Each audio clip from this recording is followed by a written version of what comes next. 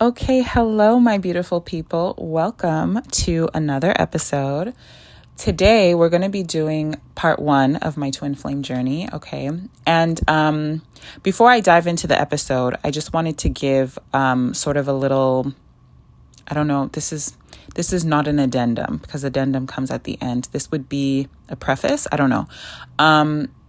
Or like a mini update, actually, since I recorded the last episode. So the first episode of this series, which is the last episode, was recorded on August 5th, 2023, okay? Today is September 4th, 2023.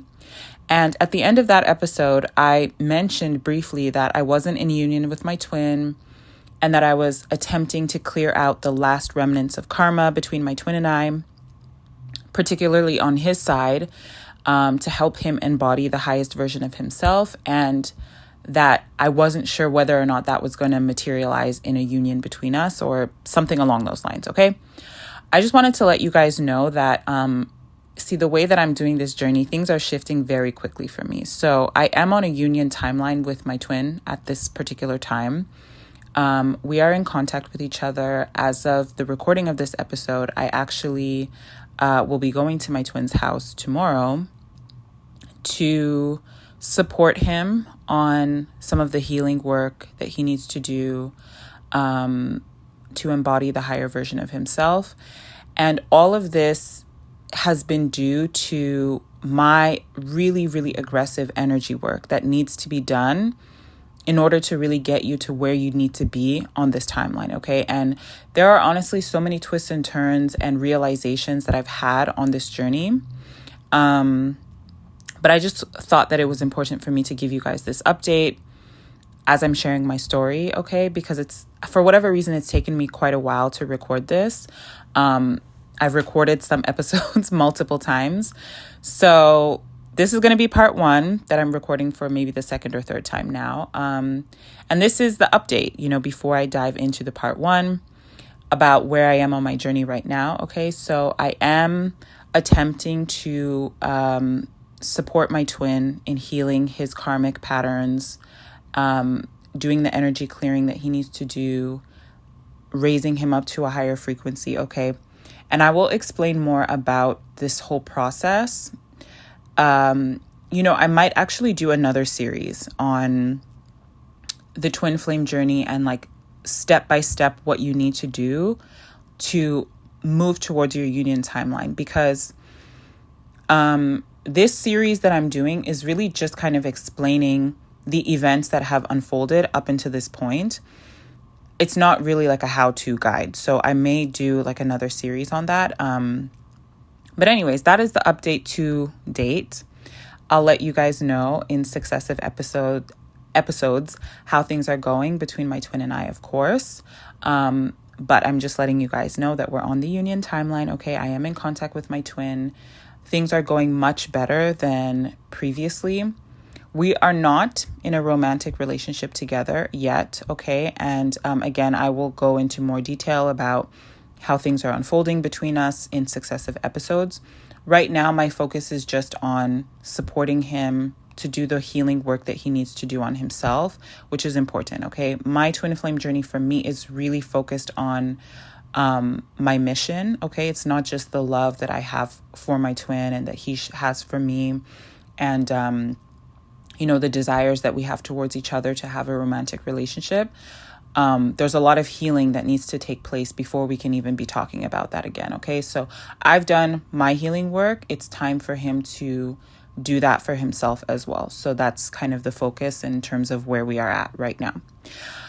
Okay, so let's go into part 1 of my twin flame journey, okay? So what I'm going to be talking about in this episode is really kind of just before I met my twin, some of the signs that pointed to the fact that I had a twin flame and that I would be on a twin flame journey and that this relationship would form a really core component of my life and my destiny and my story here on earth.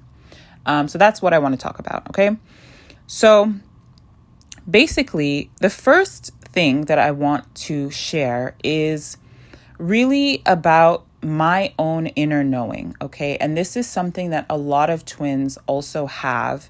You have a strong inner knowing about a person, a loved one, okay? Somebody who is a lover that will play a significant role in your life. So for me, since I was around maybe the age of 6, I can remember having this feeling that I was going to meet someone that would be my partner, okay? My husband, my true love, whatever you want to call it. And this person would stand beside me, okay? We would stand beside each other, rather, as sort of king and queen, and we would do this really great transformational work together on earth, you know? And particularly the work that we were going to do would be really transformational to our ancestral homeland, which is Nigeria. That's where we are both from, okay?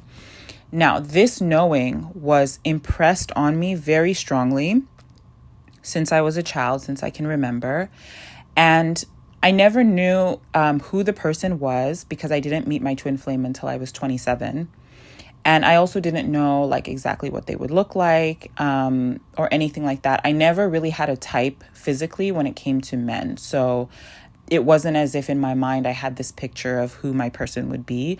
It was just that I had this knowing inside of me that I would meet this person, and I looked forward to the day that I would meet this person and that we would fulfill our destiny together, okay? So that was kind of the first sign. And like I said, I know that many people who have a twin flame, they can resonate with this. So if you're listening and you're like, yes, oh my God, like I feel the same way too, you're not crazy, okay? So that's number one. Now, number two, what I want to talk about is sort of the distinctions between my past relationships and my twin flame relationship. And, you know, these distinctions kind of revealed to me that indeed there was something different about my relationship with my twin that really kind of points to the fact that, yes, we do have a divine connection towards each other. We are the same spirit in two different bodies, connected at the heart. We share unconditional love, and no matter what we do, we can never sever this connection to each other, right? We can choose to live separate lives, but who he is to me and who I am to him in the spiritual sense of the word, the spiritual realm, that is unchanging, okay?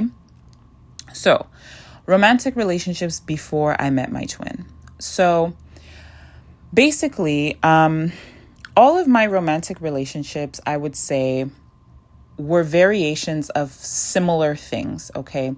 And that is because, as I mentioned in part 0 of this series, the romantic relationships that you experience are based on your karmic imprints, okay, your karmic patterns. And so the kind of partners that you will draw to you and that you will be drawn to will essentially be some sort of reflection of your karmic imprints in some way. So all of my partners before I met my twin were some variation of my karmic imprints, okay? It was basically like you're dating the same person in different bodies. There will be different levels of emotional intensity for all of these relationships, right? Just depending on, let's say, how much of your patterning that person is mirroring to you. And so in all of these relationships, though, looking back, what I realized is that all of these relationships were like ego-based relationships, okay? And the reason why I say that is because even when I felt a strong sense of like love for the person, or I felt like really like, oh my God, I really like this guy or something like that, right? What I was actually experiencing was just this kind of euphoric highs that you get from the dopamine rush of, you know, the sex and the adrenaline and all of these chemicals that you feel towards a person, right?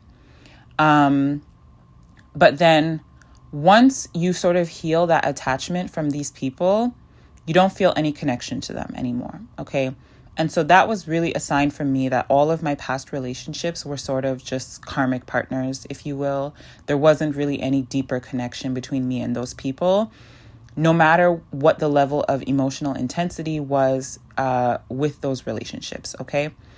And another interesting thing too with my past relationships is that none of those relationships, and this is a key distinction between a twin flame relationship and every other kind of relationship that you will have, is that none of those past relationships triggered my spiritual awakening.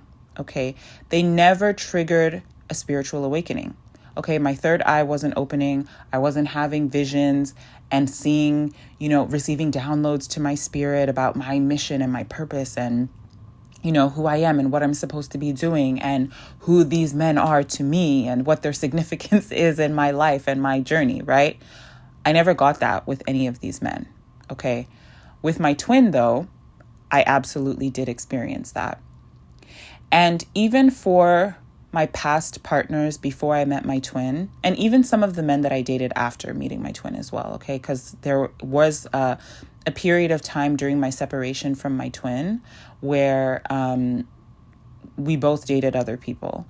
And then we got back together, and then I had that period is kind of what triggered my awakening. But anyways, I'll get into that later.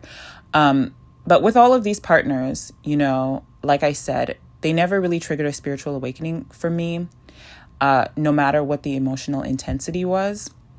And also, some of the patterns that I experienced in my past relationships, like, for example, some men, I dated them and I felt like, oh, this person could be my person, right? Like I could marry this person and live a happy life with this person. But that would have been from the matrix sense of the word, oh, they're my person, right? So if I was to stay sleeping, meaning that my spirit never awakened fully and I never really walked the path of following my divine destiny and my divine calling, I could be compatible with those people in a marriage and kids and happy life sense, right? But I never felt like this person was fully aligned with my soul calling, with my soul destiny. And remember, in the beginning of this episode, I mentioned, one of the core components of a twin flame journey is having this deep inner knowing that your partner is going to play a role in your destiny. Okay. So whenever I would think about my past partners, they were, no matter what kind of feelings that I had towards them, even if I thought, yeah, I could marry this person, it was never that divine destiny sort of feeling. And like I said, the most important thing is that my relationships with them never triggered any sort of spiritual awakening within me.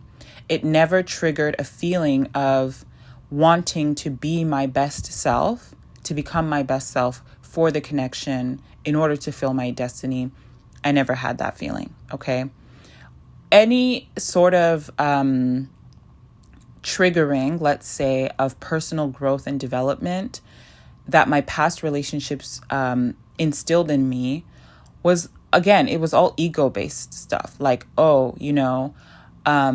How do I get a man to commit to me or do X, Y, Z that I want him to do so that I can have a stable relationship, right? It wasn't ever anything that was beyond that kind of superficial relationship type of stuff, okay? But my twin flame relationship really opened my heart chakra completely, okay? Cracked it open. I had a third eye awakening due to events that unfolded with my twin flame.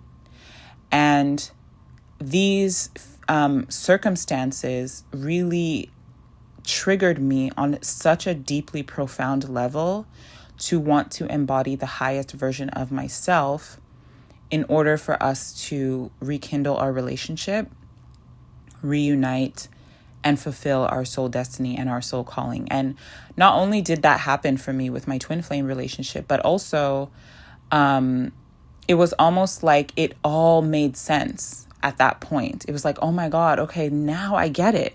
I get why all of these other relationships never felt fully right. I get why this person is my person. We're the same spirit in two different bodies. Oh my God, we're in a holographic simulation and this is what I'm supposed to be doing in the simulation. Everything just became so clear to me. right? That never happened with any of my past partners.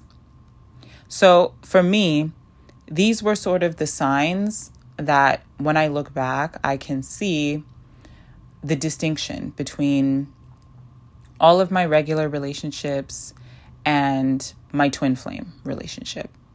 So again, in sharing this information, this is really just for people who feel like they're on this journey. Maybe this resonates with you, okay? And for people who are not sure if you're on this journey and maybe you're skeptical about this whole concept of twin flames or whatever, I'm sharing this information just to give some sort of clarity or perspective, right? As to somebody who really does believe that they're on a twin flame journey and has that deep knowing. These are some of the signs, okay, that you can tell you're on a twin flame journey. There are more signs, okay, and I'm going to get into that more as I go through this series. But these were like the early signs, okay, the early signs and some of the like quintessential or classic signs that you're a twin flame is, number one, you have this deep inner knowing about your destiny, your person, something along those lines, okay? You should feel this even before you met your twin.